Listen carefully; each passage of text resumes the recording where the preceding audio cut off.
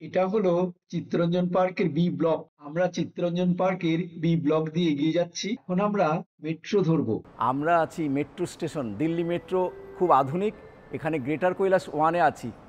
আচ্ছা, কোনো ড্রাইভার এই মেট্রোতে নেই, অটোমেটিক চলছে। আমরা লালকেল্লা যাচ্ছি। হাউস কাস এবং সেন্ট্রাল সেক্রেটারিয়েটে চেঞ্জ করব। 32 মিনিটের মতো সময় নেবে আর 40 টাকা ভাড়া পড়বে। বন্ধুরা, আমরা লালকেল্লা মেট্রো স্টেশনে নামবার পর আমরা জামা মসজিদ দেখেছিলাম। জামা মসজিদের ভিডিও পাবলিশ হয়ে গেছে, আপনারা যারা দেখেননি তারা দেখে নেবেন। এরপর আমরা এখান থেকে একটা রিক্সা করে নিই। এই রিক্সায় করে আমরা যাচ্ছি রাজঘাটে। আমাদের আজকের ভিডিওর বিষয়বস্তু হলো রাজঘাটের শক্তিস্থল, বীরভূমি, মহাত্মা গান্ধীর স্মৃতিসৌধ এবং এরপর রাজঘাটের পাশে অবস্থিত গান্ধী দর্শন মিউজিয়াম।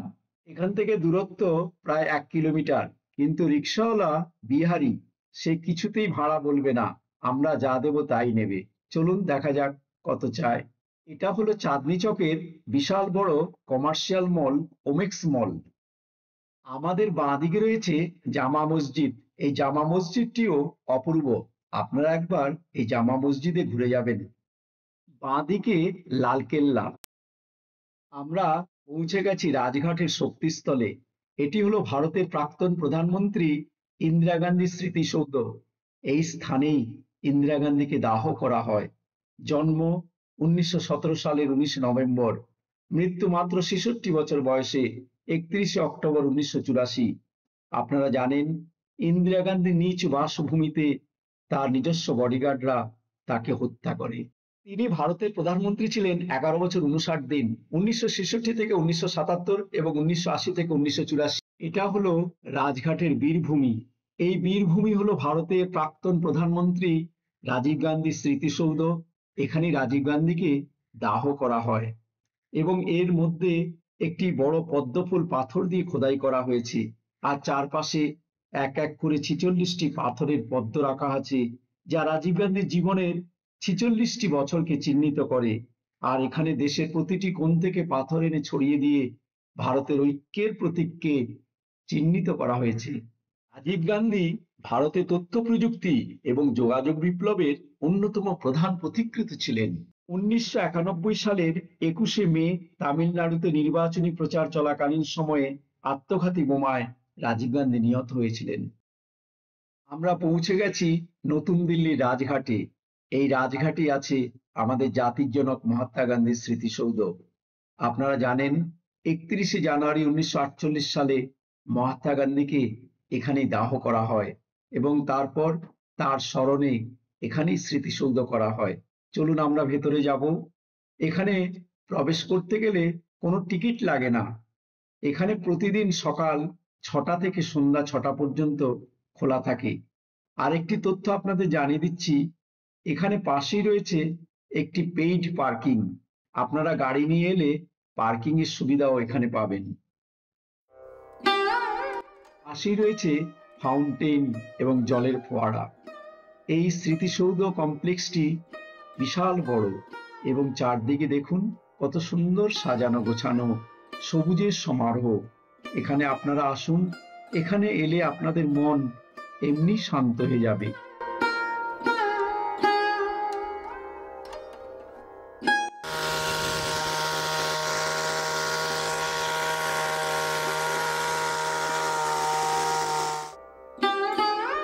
এটি হলো রাজঘাটে মহাত্মা গান্ধীর স্মৃতিসৌধ। রাজঘাটে এই স্থানেই তাকে দাহ করা হয়েছিল। এই কালো দিনটি ছিল 30শে জানুয়ারি 1948। ভারত স্বাধীনতা লাভ করেছে সদ্য মাত্র 5 মাস। বাপুজির বয়স তখন 78 বছর। তিনি তখন থাকতেন বিড়লা হাউসে। সকালবেলা প্রার্থনা স্থানে যাওয়ার সময় আততায়ীর গুলিতে তিনি আহত হন এবং বিকেলবেলা তিনি শেষ নিঃশ্বাস ত্যাগ করেন। জাতির জনক মহাত্মা গান্ধীর এই দাহস্থানকে চিহ্নিত করবার জন্য এখানে একটি কালো মরমরের মঞ্চ করা হয়েছে। আর দেখুন, এখানেই জ্বলছে চিরন্তন শিখা। আততায়ীর গুলিতে লুটিয়ে পড়ার পর তার মুখ থেকে একটি শব্দ বেরিয়েছিল, হে রাম।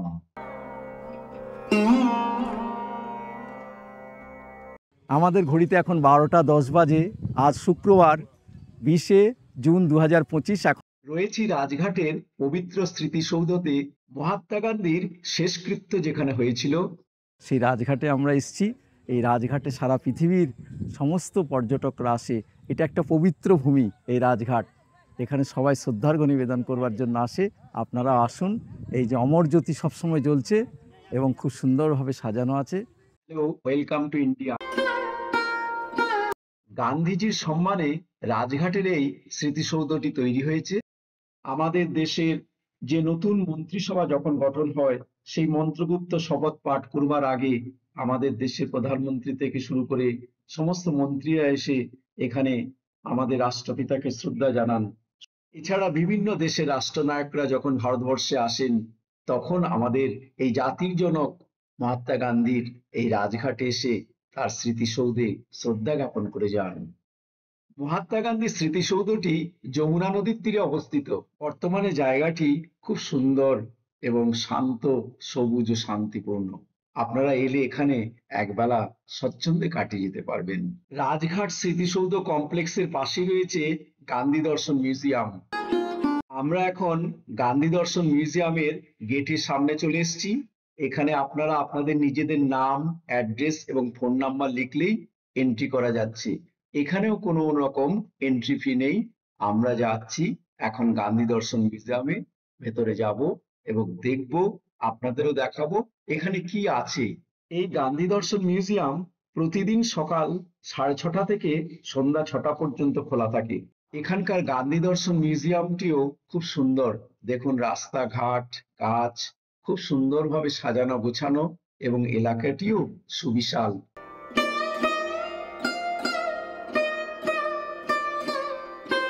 এই গান্ধী দর্শন মিউজিয়ামটি রাজঘাটের ঠিক অপোজিটেই। মাঝখানে রয়েছে কিষান ঘাট রোড। আপনারা রাজঘাটে এলে এখানে নিশ্চয়ই আসবেন। এটি খুব সুন্দর। চলুন আমরা ভেতরে যাব, কি আছে সমস্ত কিছু দেখে আপনাদের জানাবো এবং আপনারাও দেখবেন আমাদের সঙ্গে সঙ্গে। এখানে একটা রিপ্লিকা রাখা আছে, দেখা যাক কি আছে এখানটায়। ইন্ডিয়ান রেলওয়ে এবং গান্ধীজি সহদারা জংশনের একটি রেপ্লিকা এখানে রাখা আছে, খুব সুন্দর। আমাদের বাঁদিকে রেপ্লিকা রাখা আছে। আমরা এখন মিউজিয়ামে যাব। চলুন, সামনেই দেখা যাচ্ছে মিউজিয়াম। আমরা মিউজিয়ামের দিকে এগিয়ে যাব এবার। আপনারা এখানে কিভাবে আসবেন? আপনারা রাজঘাট বা গান্ধী দর্শন মিউজিয়াম দেখতে হলে আপনাদের সহজ হলো দিল্লি মেট্রো ধরা। এখানকার নিয়ারেস্ট স্টেশন হলো লালকেল্লা অথবা দিল্লি গেট। লালকেল্লা 1 কিলোমিটার দূরে এবং দিল্লি গেট 1.4 কিলোমিটার। আপনারা হেঁটেও আসতে পারেন বা অটো বা রিক্সাতেও চলে আসতে পারেন। এছাড়া অন্যান্য মোড অর্থাৎ বাস, গাড়ি এগুলো তো রয়েছেই। খুব সুন্দর জায়গা। আপনারা আসুন, আপনাদের জন্য 100% রেকমেন্ড রইল এই জায়গাগুলোর জন্য।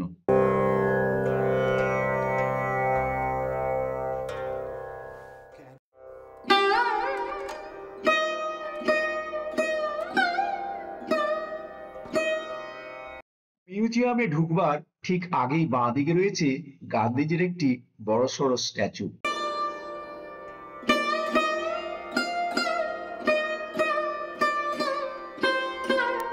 আমরা চলে এসেছি এই গান্ধী দর্শন মিউজিয়ামের ঘরের কাছে। এই ঘরের দেওয়ালে দেখুন কি সুন্দর টেরাকোটার কিছু মূর্তিও এখানে রাখা আছে।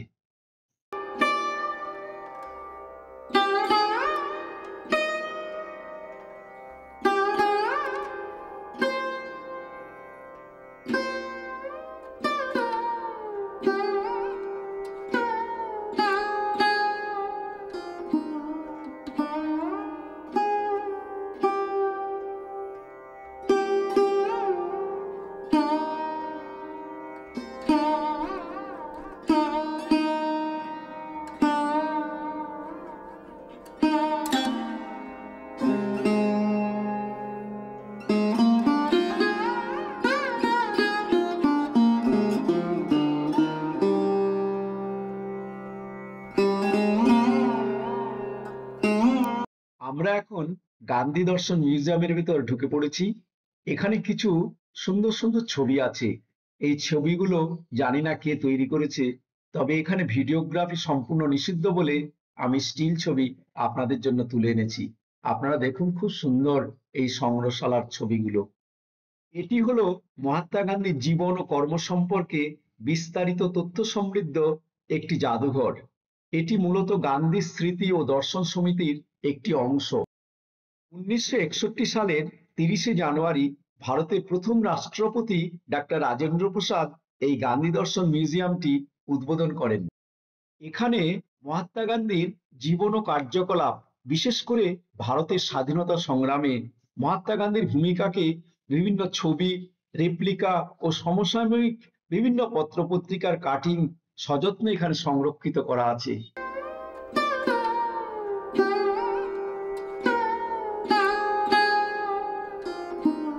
এছাড়া এখানে রয়েছে বাপুজির জীবন, ছবি, ভাস্কর্য এবং তার ব্যবহৃত সামগ্রীগুলো, যেমন নৌকা, গাড়ি, চরকা, চশমা, লাঠি, সমস্ত কিছু এখানে খুব সুন্দরভাবে সংরক্ষিত করা আছে।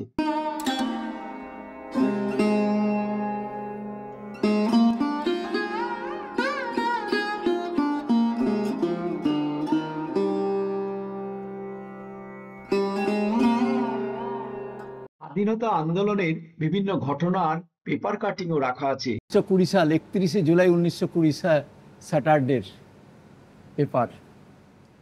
এই সেই ডিঙি নৌকো যেটি ডান্ডি অভিযানের সময় লবণ সত্যাগ্রহে ব্যবহার করা হয়েছিল। এই জাদুঘরটিতে রয়েছে গান্ধীজির জীবন ও কর্মের সাথে সম্পর্কিত বিভিন্ন নিদর্শন, যেমন প্রত্নবস্তু, ছবি, অডিওভিজুয়াল ডিসপ্লে, শহীদ গ্যালারিতে গান্ধীজির রক্তমাখা ধুতি, সমস্ত কিছু।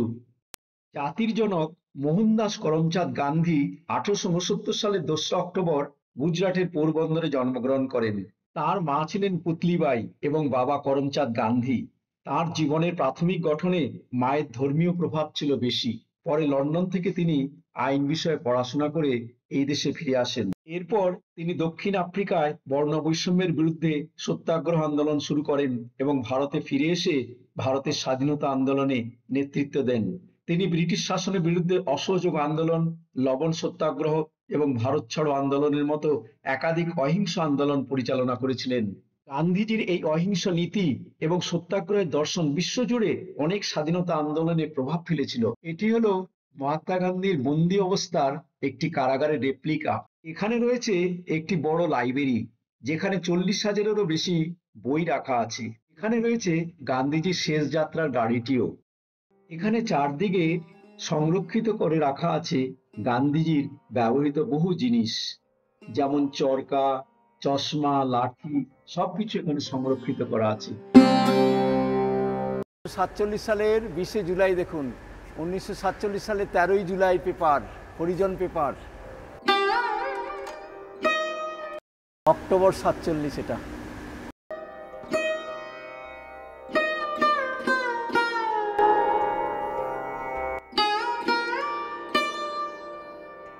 এখানে রয়েছে ভারতের প্রথম স্বাধীনতা দিবস 1947 সালের 15ই আগস্টের ঘটনাবহুল দিনলিপি। এটি হলো মহাত্মা গান্ধীর শেষ যাত্রা, মহাপ্রয়াণ, দ্য লাস্ট জার্নি। দেখা হয়ে গেল, আমরা এক্সিট করে বেরিয়ে যাচ্ছি গান্ধী মিউজিয়াম থেকে। এখানে গান্ধী মিউজিয়ামের এক্সিট গেটের পাশের দেওয়ালেও খুব সুন্দর টেরাকোটার কাজ। খুব সুন্দর এই মিউজিয়াম, আপনারাও আসুন। এখানে আপনারা এলে আপনাদের প্রাণ মন ভরে যাবে।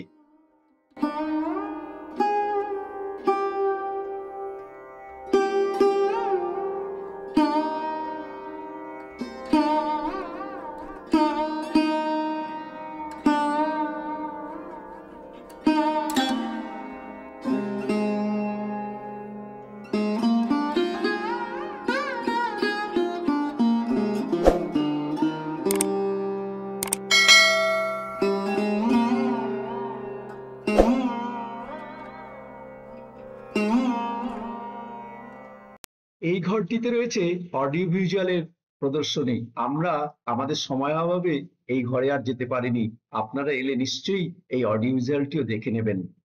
আজকের ভিডিওর পরিশেষে আপনাদের সবার কাছে একটি প্রশ্ন রাখবো, আমাদের ভারতের স্বাধীনতা আন্দোলনে গান্ধীজি বা নেতাজি সুভাষচন্দ্র বসু কে বেশি আত্মত্যাগ করেছিল?